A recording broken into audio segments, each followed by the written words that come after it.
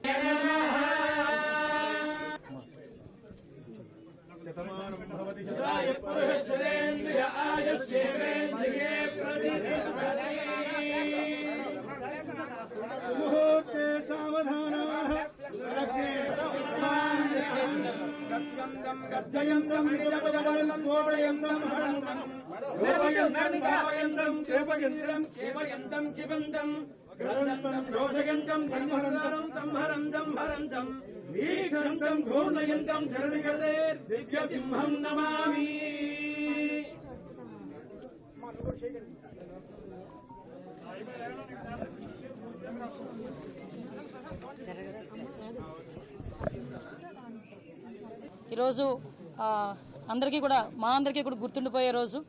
ఎందుకంటే ఎన్నో struggles face చేసి ఈరోజు అధికారంలోకి వచ్చిన తర్వాత కూడా సామాన్య మధ్యతరగతి కుటుంబానికి సంబంధించిన నేను ఒక సామాన్య టీచర్ని హోమ్ మినిస్టర్గా చేసిన చంద్రబాబు నాయుడు గారికి, లోకేష్ గారికి, పవన్ కళ్యాణ్ గారికి, ఎన్డీఏ లీడర్స్ అందరికీ కూడా, ముఖ్యంగా నా పాయకరపేట నియోజకవర్గ ప్రజలందరికీ కూడా పేరు పేరున ధన్యవాదాలు, నమస్కారాలు తెలియజేసుకుంటున్నా. ఏదైతే చంద్రబాబు నాయుడు గారు మా మీద పెట్టిన ఈ గురుతర బాధ్యతని సమర్థవంతంగా నిర్వహిస్తామని, దానికి ప్రతి ఒక్కరు కూడా సహాయ సహకారాలు అందించాలని నేను మనస్ఫూర్తిగా కోరుకుంటున్నా. ఏదైతే లాస్ట్ 5 yearsలో లా అండ్ ఆర్డర్ విషయంలో చాలా ఇబ్బందికరమైన పరిస్థితులు ప్రజలందరూ ఎదుర్కొన్నారు. ముఖ్యంగా గంజాయి డ్రగ్స్ విషయంలోని కానీ, విచ్చలవిడిగా ఉన్న గంజాయి డ్రగ్స్ నిర్మూలించడం కానీ, అదేవిధంగా అమ్మాయిల మీద జరుగుతున్న అఘాయిత్యాల మీద ఉక్కుపాదం మోపడం కానీ, రాబోయే కాలంలో లా అండ్ ఆర్డర్ విషయంలో ఎక్కడా కూడా ఎటువంటి ఇబ్బంది లేకుండా ఆంధ్రప్రదేశ్ ప్రజలందరూ కూడా సుఖ సంతోషాలతో ఉండాలని మనస్ఫూర్తిగా కోరుకుంటూ, దానికి మేమందరం కూడా కృషి చేస్తాం. దానికి ప్రజలందరి దగ్గర నుంచి కూడా సహాయ సహకారాలు అందించాలని, మీడియా పరంగా మిమ్మల్ని అందరినీ కూడా సహాయ సహకారాలు అందించాలని మనస్ఫూర్తిగా కోరుకుంటున్నాను. ఎందుకంటే చాలా ఇష్యూస్ ఉన్నాయి. ఇప్పుడు దిశ పోలీస్ స్టేషన్, ఆల్రెడీ దిశ చట్టం ఏమీ లేకుండా దిశ పోలీస్ స్టేషన్స్ అనేది మార్చారు. ఆ దిశ పోలీస్ స్టేషన్ అనేది పేరు కూడా మార్చాలి. అట్ ద సేమ్ టైం చాలా ఇష్యూస్ ఉన్నాయి. పోలీస్ డిపార్ట్మెంట్ వాళ్ళు చాలా ఇబ్బందులు వాళ్ళు ఎదుర్కొంటున్నారు. డిపార్ట్మెంట్ వైజ్గా ఇబ్బందులు చాలా ఉన్నాయి వాళ్ళకి కూడా. ఈవెన్ ఇప్పటికీ కూడా కొన్ని పోలీస్ స్టేషన్లోని మినిమం ఎమ్యూనిటీస్ లేకుండా వాళ్ళు ఇబ్బందులు పడే పరిస్థితి కనిపిస్తూ ఉంది.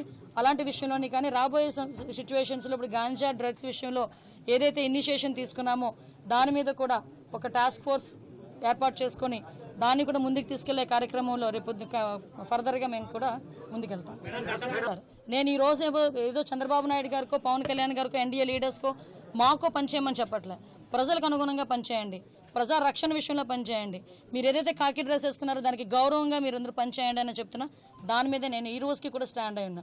నేను ప్రతిపక్షంలో ఉన్నప్పుడు అదే మాట చెప్పాను, అధికారంలోకి వచ్చి హోమ్ మినిస్టర్ అయిన తర్వాత కూడా అదే మాట చెప్తున్నా. దీనిలో ఎక్కడ కూడా డీవియేషన్ లేదు.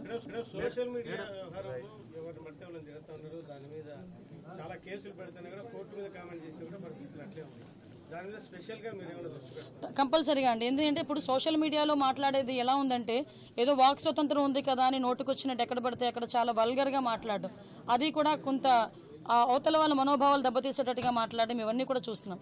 మీరు అబ్జర్వ్ చేసే ఉన్నారు. లాస్ట్ టైము ఉన్న గవర్నమెంట్లో ఇంట్లో ఆడవాళ్ళని కూడా బయటకు తీసుకొచ్చి మాట్లాడిన సందర్భాలు కూడా ఉన్నాయి. ముఖ్యంగా వాటి విషయంలో కోర్టులు ఇన్వాల్వ్ అయినా జడ్జెస్ గురించి కూడా మాట్లాడిన సందర్భాలు ఉన్నాయి.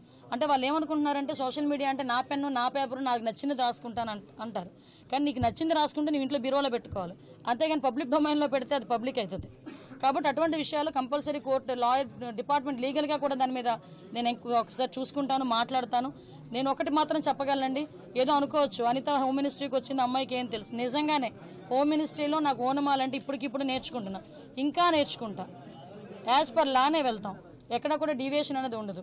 ఎవరైతే తప్పు చేశారో తప్పు చేసిన వాళ్ళకి ఎట్టి పరిస్థితుల్లోనే శిక్ష మాత్రం పడుద్ది.